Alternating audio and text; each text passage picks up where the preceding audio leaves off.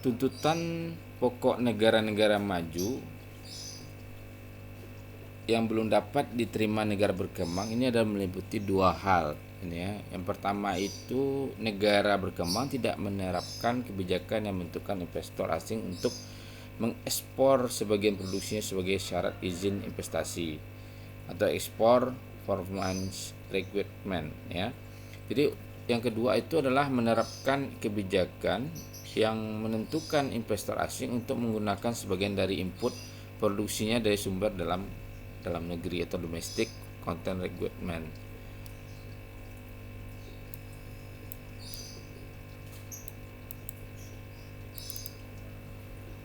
Kita masuk tuntutan pokok negara-negara maju yang dapat diterima ini ya.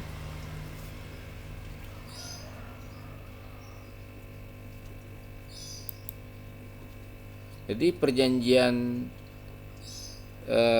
TRIPS timbul ini sebagai reaksi terhadap peningkatan kekhawatiran para investor asing dan negara-negara maju terhadap semakin banyaknya kebijakan-kebijakan penanaman modal khususnya di negara yang sedang berkembang ya. Indonesia telah mengikatkan dirinya di dalam Organisasi Perdagangan Dunia WTO. Ini tujuannya diaturnya masalah penanaman modal di dalam WTO disebutkan dalam bagian considerance dari TRIPS yang meliputi ya ada kebijakan penanaman modal yang diterapkan oleh negara anggota WTO yang dapat menimbulkan distorsi dalam perdagangan. Yang kedua adalah menyesuaikan dengan pengaturan tentang pembatasan perdagangan yang terdapat di dalam General Agreement of Tariff and Trade atau GTT tahun 1994. Yang selanjutnya adalah meningkatkan kebijakan penanaman modal asing yang mendukung perdagangan bebas. Yang selanjutnya meningkatkan pertumbuhan ekonomi dari negara anggota. Jadi TRIPS ini melarang pengaturan-pengaturan penanaman modal asing yang tidak sesuai dengan prinsip-prinsip GTT 1994 ya. Sebagai instrumen untuk membatasi penanaman modal asing, namun ada pengecualian-pengecualian tertentu asalkan memenuhi syarat-syarat tertentu ya. Ada perubahan-perubahan kebijakan pemerintah berkaitan dengan investasi akan terus berkembang sesuai dengan kesepakatan-kesepakatan yang telah disetujui oleh pemerintah Indonesia berbagai konvensi internasional ya. Namun perlu diingat konvensi internasional di bidang perdagangan sangat dinamis, karena itu diikuti secara regular sehingga tidak ketinggalan terhadap isu-isu yang sangat signifikan dalam perkembangan perusahaan.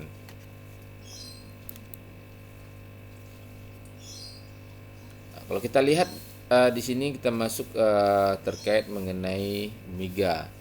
Nah, kalau kita lihat dari sejarahnya, ini pada Oktober 1985 Board of Governor Bank Dunia mengesahkan konvensi yang mendirikan MIGA itu pada 12 April 1988. Jadi konvensi internasional MIGA didirikan sebagai anggota terbaru dari kelompok Bank Dunia dalam Mr. Yoshio Terasawa ditunjuk pertama eksekutif wakil presiden MIGA. Jadi kalau kita lihat dari tujuan MIGA itu sendiri, yaitu untuk mendukung pertumbuhan ekonomi, mengurangi kemiskinan dan meningkatkan taraf hidup masyarakat ya. Dia mengeluarkan jaminan-jaminan termasuk di dalamnya co-insurance ya, mengasuransikan bersama, dan reinsurance atau mengasuransikan kembali terhadap risiko-risiko non komersial untuk menanamkan modal di suatu negara anggota yang berasal dari negara anggota lainnya. Kita melakukan kegiatan lain untuk memajukan bahwa penanaman modal ke dan dari negara-negara sedang berkembang ya, dalam melaksanakan kekuasaan lainnya dipergunakan untuk memajukan tujuan anggota tersebut.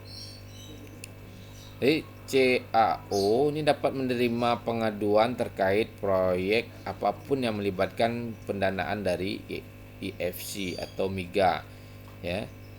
Jadi termasuk melalui pendanaan yang tidak langsung setiap perorangan, kelompok atau perwakilan dapat mengajukan pengaduan sepanjang mereka dapat menunjukkan hubungannya dengan penduduk yang terkena dampak proyek.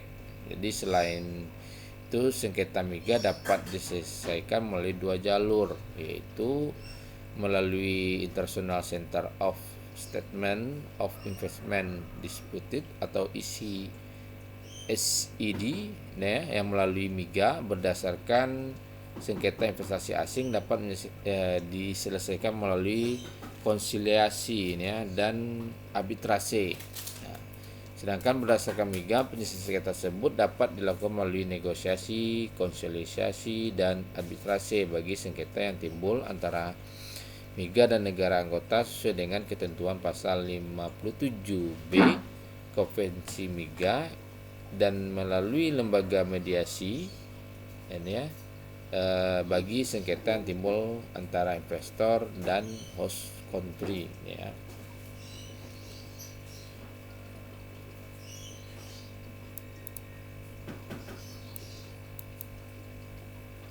Apa itu yang SEO itu adalah mekanisme penyelesaian masalah untuk proyek-proyek yang didukung pendanaannya oleh EFC atau MIGA SEO itu memiliki 3 bagian, yaitu ombudsman, itu fungsi pemecahan masalah atau penyelesaian sengketa bekerja dengan masyarakat atau bekerja yang terkena dampak dan perusahaan terlepan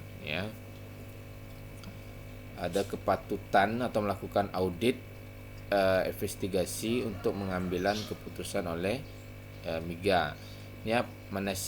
Penasehat memberikan saran kepada MIGA tentang kebijakan mereka yang berkaitan dengan pelestarian lingkungan dan sosial budaya berdasarkan pelajaran yang didapat dari penanganan kasus. Jadi kalau kita lihat dari struktur MIGA itu sendiri, adanya Council of Partners bertugas menetapkan kebijakan organisasi. Ada juga Board of Director terdiri dari seorang gubernur dan gubernur lainnya yang masing-masing dipilih oleh setiap negara anggota. Di badan ini sebenarnya bertugas melaksanakan aspek-aspek pengorganisasian MIGA. Selanjutnya adalah presiden beserta staf ditunjuk oleh Board of Director yang bertujuan dilaksanakan tugas-tugas sehari-hari oleh MIGA. Ada juga MIGA atau Multilateral Investment Group Agency. Ini adalah suatu organisasi internasional di bawah payung Bank Dunia yang dibentuk pada tahun 1985.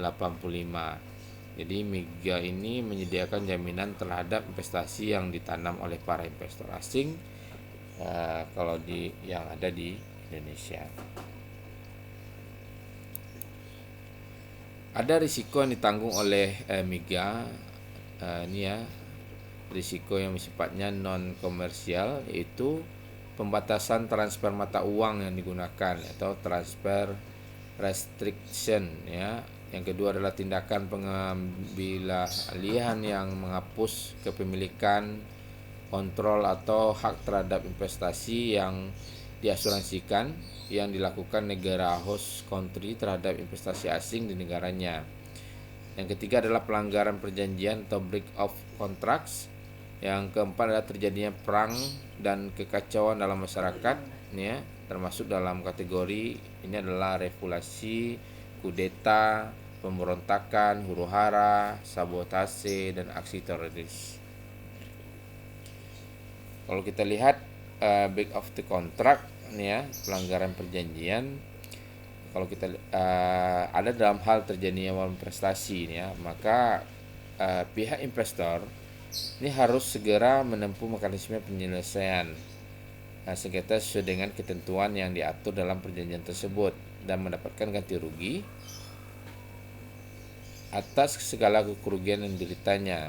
Jika dalam periode waktu tertentu pihak investor belum menerima pembayaran atau penyelesaian sengketa yang ditempuh gagal karena tindakan dilakukan oleh pemerintah atau host country, maka MIGA yang akan membayar konvensi atau kompensasi dari biaya kerugian.